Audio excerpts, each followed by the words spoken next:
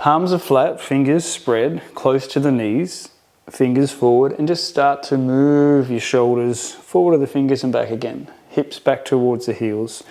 You can change the position of the fingers, rocking side to side, different angles, different movements, circling the shoulders. And eventually you'll get to a point where maybe you can turn the wrist forward, fingers back, leaning back there. Maybe the hands can come beside the legs, inside the legs, if it feels too intense. 5 to 10 repetitions, and then just holding for 10 seconds there. Breathing. Softening through the shoulders, the face and jaw. Fingers forward, and then we'll flip it the other way. Back of the palms on the floor, either both at the same time or one at a time. Wriggle the fingers. Maybe you can straighten the elbows more. A lot of the time you might need to support with the other hand doing these elbow circles or elbow rotations. Both sides. And then at some point, after wriggling fingers to each, or thumb to each finger, leaning back, elbows rotated, I'm leaning back, getting a deep stretch through the extensor side. And then release that. Same for the other side. Elbow rotates, trying to keep the back of the hand as close as I can to the floor. Wriggling fingers if you can, thumb to each finger, and then slightly leaning back, just to get that deep stretch through the extensor side of the arm. And then we're done. Our quadruped shoulder protraction, retraction. Getting those shoulder blades together, getting them apart, getting that movement through this part of the body, which for a lot of us has been neglected for such a long period of time. I also like to integrate the shoulder rolls at or after, during the up and downs. You still go up and down, shoulder blades coming together, but then you get that full motion, range of motion as the shoulders do that circling as well. You can pause in a position, 5 to 10 seconds, little contraction. You can push into the floor, get the stretch. Other muscles will be contracting, maybe in different points through that rolling of the shoulders as well.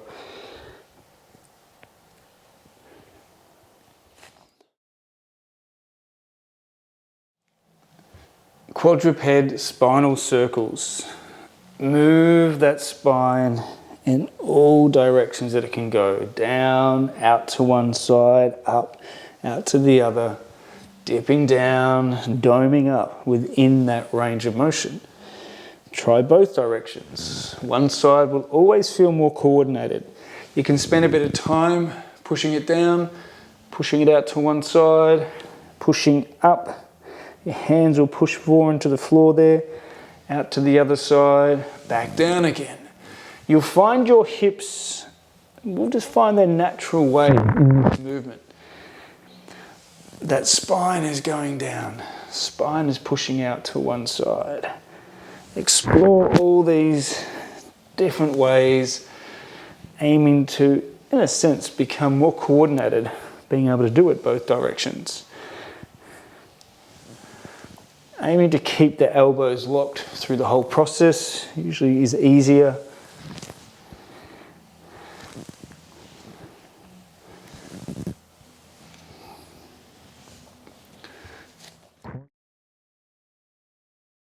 You can start by hands on both knees, just circling, getting that lower back gently pushing down into the floor.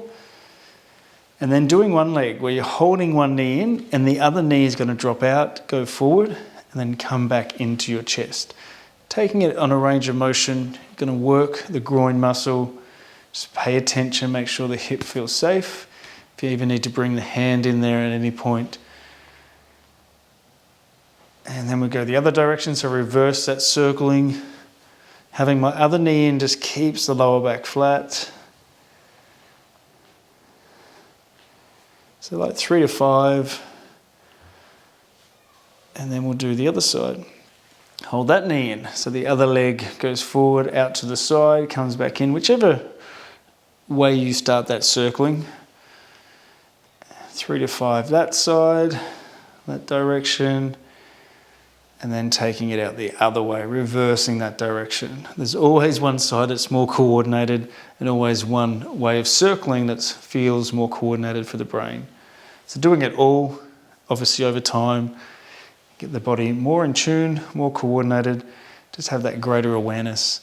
To finish, even pulling the knees into the chest, you'll feel that lower back lift up, then lower. So we're going to practice walking to the squat. So you've already watched a tutorial for those that may not be able to achieve this immediately. If your squat is still high and you're not deep into it, just practice this movement. We'll do it for 1 minute. Those that can get a little bit closer, letting the knees start to rock forward and back with the hips. And once you feel comfortable and safe, you might be able to walk all the way into that squat. Maybe the heels are flat or they're lifting, but trying to come forward and back in different ways. One hand coming through, maybe the other hand comes through. Just practicing that mobility, that movement in and out of the squat. If your body is saying no, listen to the body. Just a few more. Some of you may have spent the last minute just rocking forward and back. Totally fine. One more forward and one more back. And then coming down.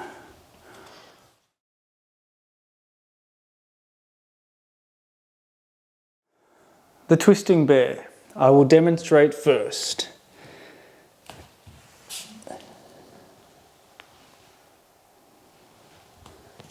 One side, the other side.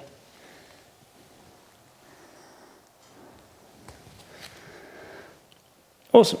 So breaking this down, there's a lot of moving components. So I'll do it several times, and obviously you can play this tutorial back over and over again. Getting into bear, the same as we always do, lifting the butt up and back. My right hand stepping forward, my opposite foot, left, comes through, and then I pivot both the heels to the floor. The left foot just rests flat as it turns, but the right heel moves onto its side. My body weight's shifting over that hand so I can lower the hip down. Then you're pushing down, lifting back up. Opposite side, left hand comes forward, the right foot steps. I pivot both the heels, right foot sits flat, left heel comes down on its side so my left hip drops. And I'm in that nice deep twist. Right hand can help as you push down into the floor to lift back up. Heels pivot back, come back to the bear.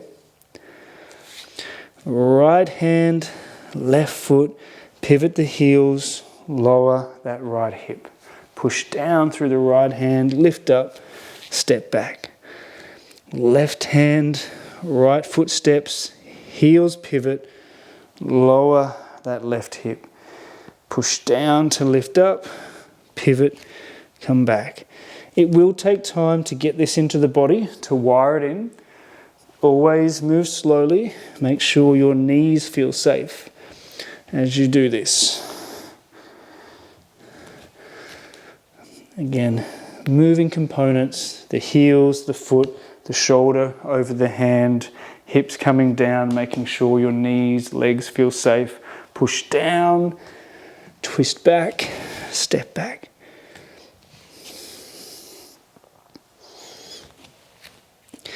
If you have any questions, put them in the comments box below, get in touch.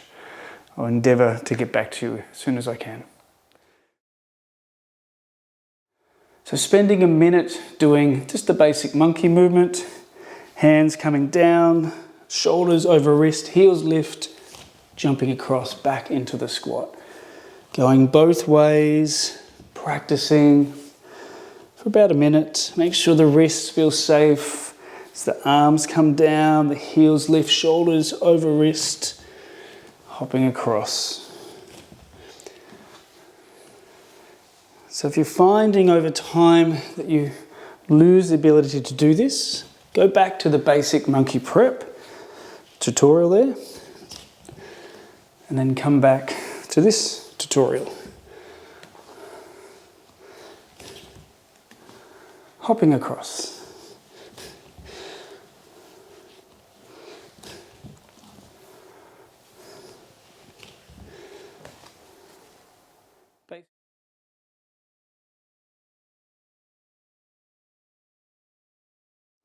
So another transitional movement, teaching ourselves to go from A-frame, walking the hands back into a squat. So the setup, as always, important, hands under shoulders, knees under hips, tuck your toes, lift your butt, push the butt up and back. That's my A-frame. Now to move into the squat, I'm going to slowly walk my hands back, and at the same time, knees start to bend. And I'm going to let the knees just slightly turn out. Hands coming back, you may need to even step the feet wider apart, so heel toe them out. What we're trying to do is bring the hips down, keeping the feet flat, if that's possible. And then you slowly lift your butt up, you can spend 3 seconds there, walking forward, back to an A-frame. Again, the feet might need to slide closer together, or you can keep them wide, come back to that A-frame. And then walking the hands back, my knees start to bend, butt pushing back. Toes might need to slightly turn out as the hips drop down, moving into that squat. Some of you will have this ability to have feet flat and go into a deep squat quite easily. So again, the movement might be a little faster, but you're walking the hands back, knees bend, butt goes down. That transition eventually, trying to make it nice and smooth. Some of you will have the heels always up the floor because of the way the knees or the hips are working. Maybe they're tight, maybe there's bone-on-bone compression. So as you walk your hands back, hips are pushing back, maybe the heels start down, but as those knees bend more, the heels come up. Wherever you're at, if the heels start to come up, just freeze there. Maybe move further forward till the heels come down, and we're just practicing that slight movement there. We can try it with a chair. So for those whose heels don't sit flat, if you have your hands in a similar A-frame shape, feet a little bit wider apart, toes slightly turned out, knees are bending, pushing the butt back. Again, if the heels start to come up, try to find that position where they weren't and just hang there for 3 seconds to 5 seconds, standing back up. Practicing transitioning from A-frame or a variation of into that squat. Wherever your body's at, respect that position, respect that movement. Practice this.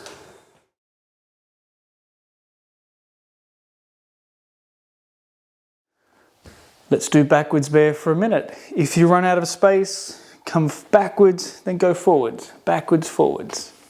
If you've got a lot more space, you can maybe do donuts, do circles in that space. So lifting up, 1 minute, a little circuit here. Right foot, left hand, left foot, right hand, traveling backwards. If you haven't watched the tutorial, go back, give that a rewatch. Keep pushing down with the arms. If you run into a wall or a space, step forward, practice your forward bear, and then start again.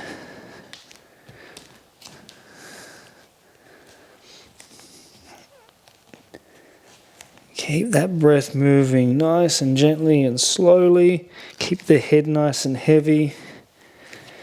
Again, aiming to keep the movement nice and pretty.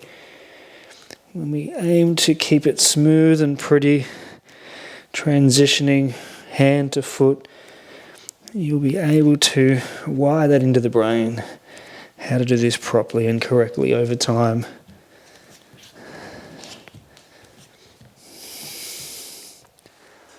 Backwards bear. Go back to the tutorial whenever you need. Practice, practice, practice. Slowly be aware of how your body's moving. Don't rush it, and that will wire in the good habits for you to succeed. Twisting bear circuit. As you lower down that shoulders over the wrists, pivoting the heels. It becomes a nice little meditative movement in the end. You can really refine it. I'm stepping back into the bear, stepping forward to twist, but obviously you can keep moving, locomoted.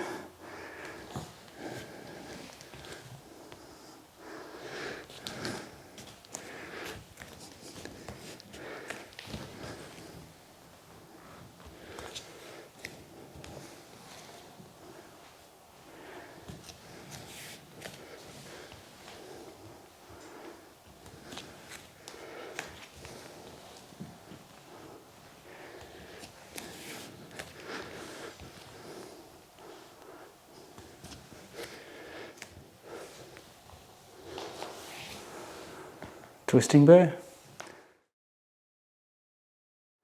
So spending a minute doing just the basic monkey movement, hands coming down, shoulders over wrist, heels lift, jumping across back into the squat. Going both ways, practicing for about a minute. Make sure the wrists feel safe as the arms come down, the heels lift, shoulders over wrist, hopping across. So if you're finding over time that you lose the ability to do this, go back to the basic monkey prep tutorial there, and then come back to this tutorial. Hopping across.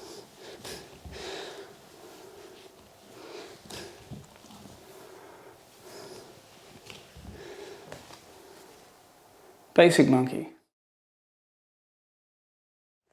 Moving from our flexion, folding forward, hands on the floor to lift up the hips, coming into cobra, slowly letting the hips fall down to the ground. Hands pushing into the floor actively. Inhale to come away, exhale to hips back. So you decide the movement with the breath. So I inhale, exhale to push back, and inhale to come forward, exhale to drop down. So that's the rhythm I take. Your body, your breath might dictate slightly different. What we're aiming to feel is this spine bending one way and then bending the other way.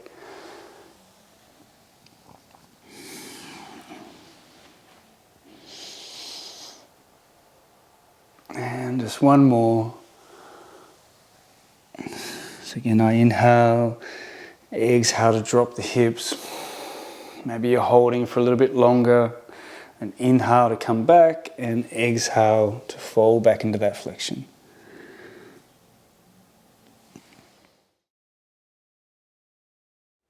Three-point bridge. So around 30 seconds each side.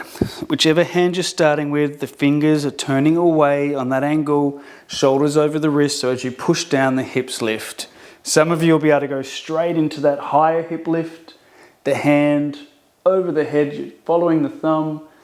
Maybe you need to come down. You can do it sequentially, lifting up, looking over, coming back down. For those that aren't there yet, maybe you're lifting the hips up, coming back down, lifting up, maybe the arm goes up. One more, wherever you're at. And we'll change sides. Other hand, fingers pointing away, close into the body, so the shoulders tracing over that wrist. Push down to lift the hips, testing the joints to begin. A few times, maybe you can go straight to it. Depending on where your body's at with flexibility, range of motion, never try to rush ahead to that next deeper progression if you don't feel comfortable or safe. So one more, wherever you're at. And then coming back down. Our seated clasped hand extension. Interlacing the fingers behind your back, chest lifts, squeeze the shoulder blades back. Some of you will be able to straighten the elbows, some may still be slightly bent. See if you can use your hands to push up and tilt you forward. It's not about how far you come, but we're doing this position for about 30 seconds to a minute. Maybe you're happier just holding that, leaning slightly forward. I prefer this one, bending knees and coming forward from here. Just tilting my hips, it makes it easier and lighter on my arms as I come through. Do a few more if you need to stop, if you need to sit down.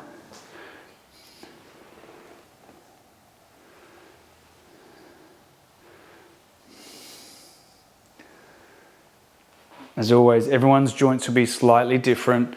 Some of you will be able to come quite deep forward with the arms in the air. As you can tell, my hands are still quite low. Getting them up in that position, I find quite difficult. So doing our kneeling lunge each side, starting with one leg forward. If you need to hold on, coming into it, coming out. You can squeeze your butt, tuck your tail, pull the knee through the floor when you're forward and hold that. You'll feel everything contract. Come out, come back in, keep squeezing the butt. You'll feel that, really work that back leg. Pull the knee slightly forward, come out of it. Around 10 times.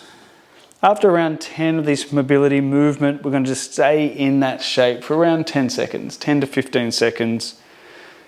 Even adjusting whilst we're in it, lifting the chest, squeezing the glutes harder, pulling the back knee forward, breathing. And let everything relax, let it all soften. I sometimes like to go that little bit deeper just to get that final deeper stretch with the glutes softened. Glutes have now backed off. Other side. Other leg forward. I like to keep my back toe tucked. It gives me a bit more deeper stretch through the quad. So moving forward and back. Glutes are on, leaning into it. Maybe pulling the knee slightly forward to begin. To come out of it, knee comes forward as I pull out. That just activates this leg a little bit more. So a few more, so around 10.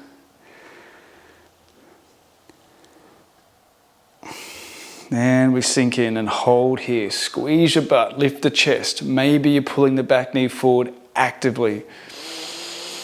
Breathing. You feel everything really tighten up and tense. And then I just let everything soften. My butt softens and I lean deeper into it. And then slowly coming out of there, kneeling lunge.